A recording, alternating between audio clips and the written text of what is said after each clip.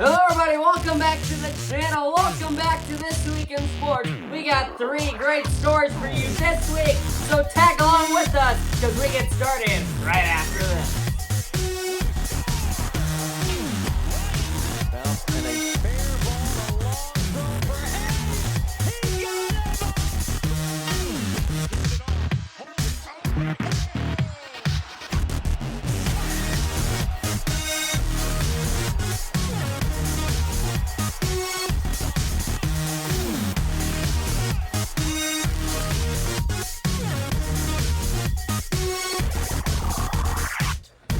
Another week, another This Week in Sports. Another week with lots of sports stories. Today we cover some of the major ones. In episode 6, we've already made it through episode 6. I've only missed 1 week, and I'm looking to continue to do this every single week.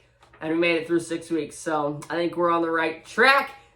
And let's get right into this one. I'm going to cover 2 stories today that I have never covered on the channel. I've never put an NBA video, that's what it is, NBA.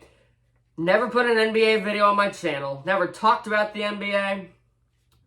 But today we're covering 2 stories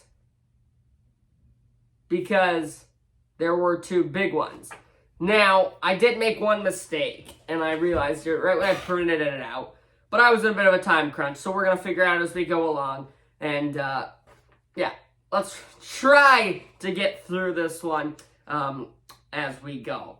All right, so we're going to begin with something that feels, as I mentioned, weird with the NBA. And it's the biggest sports story of the week, biggest sports story of 2023 so far. And that is the debatable GOAT. I have so many other opinions. Somebody that never has followed the NBA, I don't know who is. I think it's Michael Jordan. A lot of people think it's LeBron. A lot of people think it's Kobe. A lot of people think it's Shaq. I don't know which way you're going, but if you're on the LeBron train, your GOAT is breaking the all-time scoring record. He did that, what night was it? Tuesday night when the Lakers hosted the OKC back at, what is it now, the Crypto.com Arena over from the Staples Center. Welcome to Thunder to the town, and in the final about 10 seconds or so of the third quarter, LeBron got the ball right around the free throw line and it fadeaway at the left elbow, knocks it down. And there's a few gorgeous pictures of that with people in the background. Almost every person had their phone out. Those are pictures that you're just going to see everywhere in a few years, and it's really going to give you goosebumps. Those 2 points that he knocked down with that long 2-jump fadeaway, I put him at 36 on the night, a spectacular night for him, but the most important stat was his 38,388th point of his career. That moves him past the former Laker great Kareem Abdul-Jabbar for first in the all-time in NBA scoring history. Somebody that doesn't know the NBA off the top of my head, I'd say LeBron's played for 3 teams, Heat, Cavs, Lakers. 15, 20 seasons, whatever it's been. A long career, a successful career. I'm not a big LeBron lover myself, but this guy scored 38,388 career points. That's almost an insane number to think about. And he did it on that Tuesday night in LA. All right, now we go to another NBA story, if you can believe it, and it's because it was the trade deadline week, of course. Few interesting trades on deadline week, but the ones headlining it were these 2. The first one, both of them were net superstars. The first one was Kyrie Irving. He was shipped to Dallas, the team announced on Monday, and in this deal, a whole lot's going on. The Nets lose Irving and a 6'9" center Markieff Morris, which the Mavs will both take advantage of. Why the Nets will be getting 2 players plus a 2027, yes, like 6 years, or 4 years in 2027 second round pick, and then 6 years from now, a 2029 first round, or a 2027 second round pick, my bad there, a 2029 first round pick, and a 2029 second round pick. So it almost seems like the Nets are going into a rebuild from here. And then here's the mistake I made. I forgot to write my whole thing about Kevin Durant's trade. But what I know is that Kevin Durant is being traded. I am really stupid right now because I'm actually having to look it up on my computer that's right in front of my face. That's why I put it here. Anyway, I really apologize. Kevin Durant got traded. That's the one that's headlining it. And I watched a ton of stories on it, and I can't even figure it out. The Phoenix Suns. I figured it out. There you go. He got traded to the Phoenix Suns, but I completely forgot to do research. I completely forgot to write my whole paragraph on it. So I'm sorry about that. But there's your dose of NBA. The first time I've really given any dose of NBA on the channel. But if you've been waiting for it, there it is. Now to our third story. This is a very local story, one that's close to my heart for me. And it has gone viral. It's even gotten its appearance in ESPN. I think it maybe even have been on SportsCenter. Someone might have to verify me on that. But to finish off this week, we talk about a darn interesting story that happened right around my neck of the woods.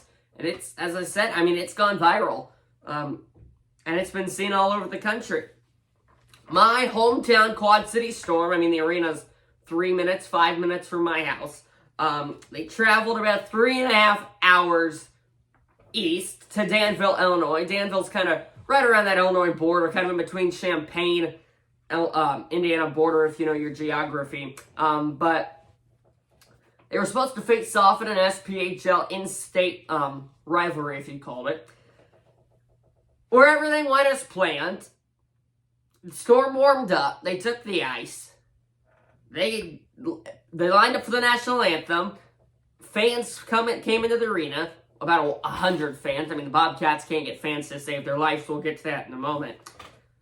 However, one thing did not go as planned, and that was that the Vermilion County Bobcats did not show up. Yes, there's pictures all over the internet of Storm players standing there set for a face-off, but the Bobcats players just are invisible. It almost looked like somebody photoshopped them out.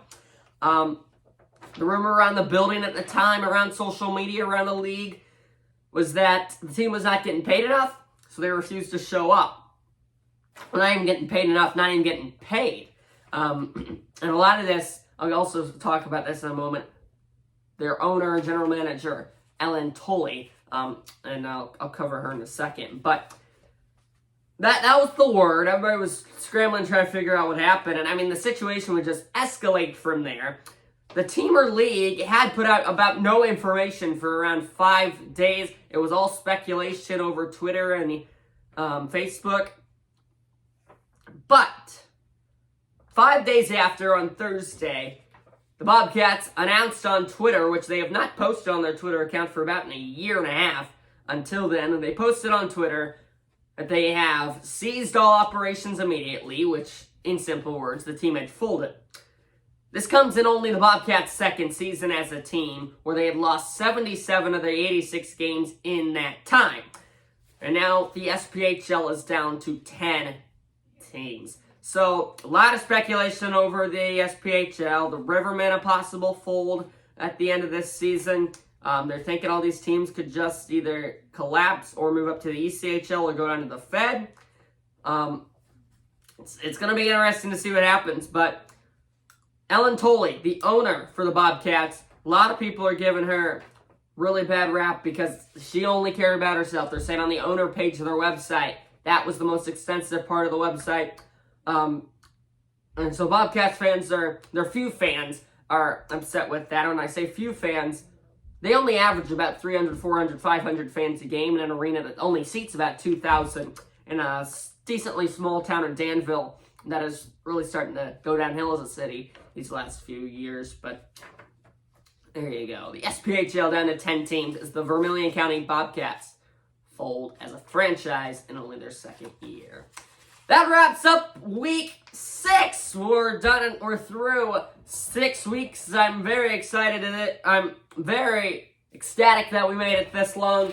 And what are we now? We're all the way into the mid part of February. Still going. And the baseball spring training right around the corner. Looking forward to that. Thanks for watching episode 6, week 6. And we'll see you a week from today on Saturday, the 18th. Thanks for watching, and we'll see you next time. Goodbye, everybody.